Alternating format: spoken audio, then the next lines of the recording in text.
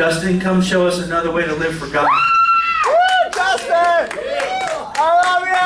I love your hair! I love you and Nacho Libre! I love me!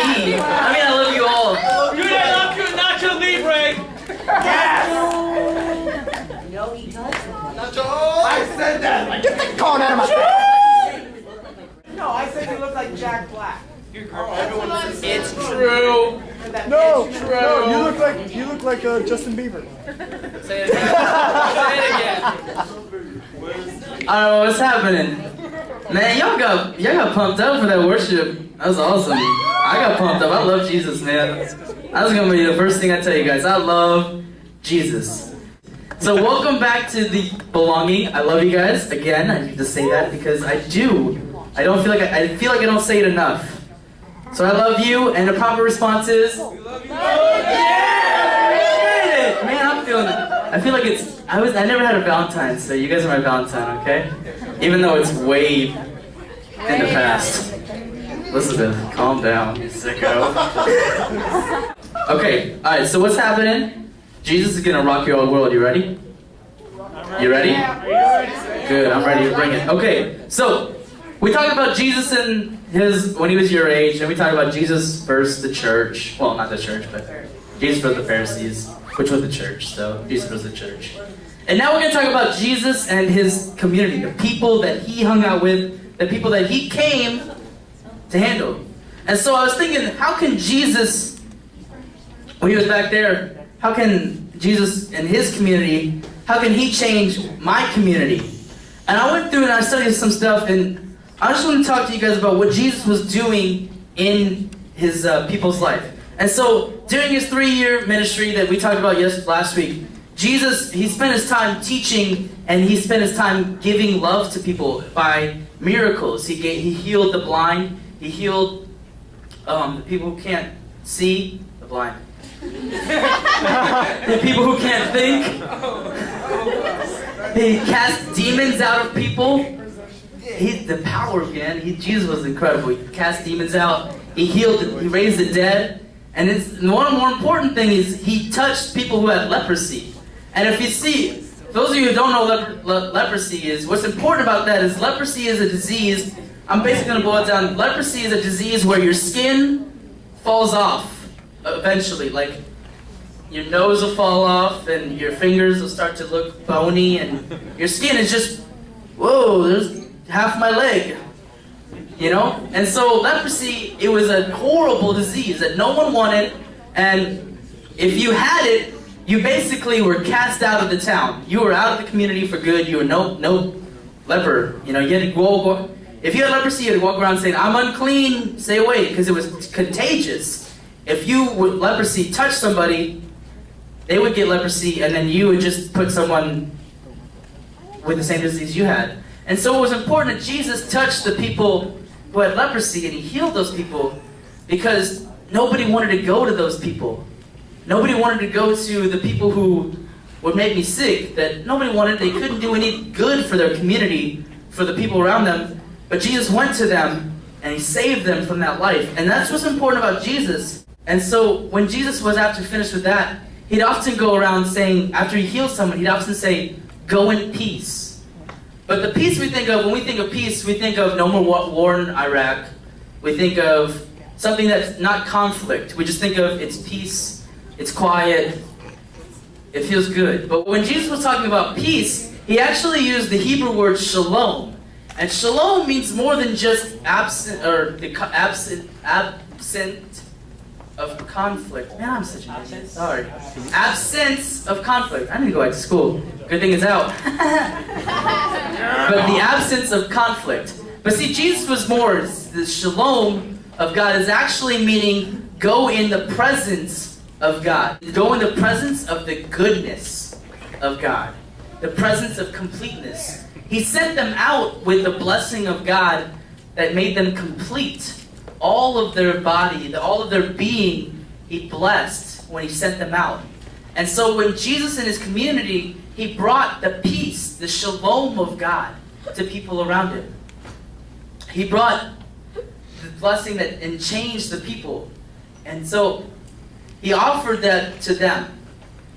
And so, one of my favorite bands, Reliant K, you'll see them at Summer or Rock the Universe.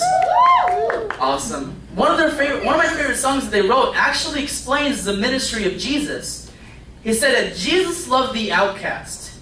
He loved the ones the world just loved to hate. And so, if you don't know it, go read it. It's called Failure to Excommunicate, and it's an amazing song. Jesus loved the outcast. He loved the ones that we love to hate, the world loved to hate. And that's just like the leper. The world hated them because they would give him some disease, but Jesus loved the outcast, the people who were set out. And so, I'm going to talk to you guys tonight about 4 quick stories about how Jesus loved the outcast, and he changed the way that they lived, and how it can reflect to your life right now in your community.